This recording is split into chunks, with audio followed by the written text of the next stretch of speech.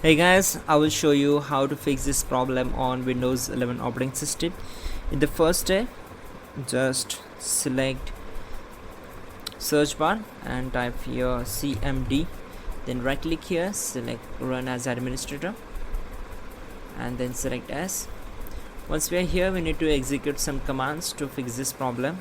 Type in ipconfig space slash flush DNS and hit enter. Then type ipconfig space slash renew and hit enter. Then type in netsh win sock reset and hit enter. Now type exit to close the command prompt window. After that, simply go to search bar, type in control panel, click here to open it, and make sure you are selected view by as category, not the large icons or small icons. Select it, then click on network and internet, select network and sharing center.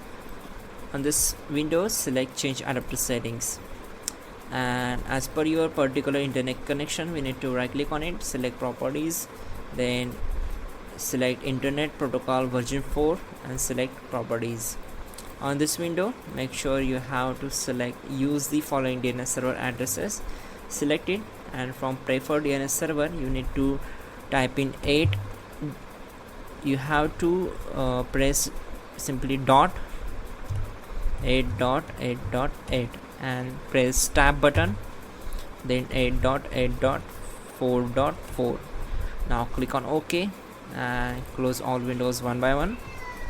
Once done, simply restart the system and your problem will be solved. That's it guys. Don't forget to like the video and please do subscribe the channel.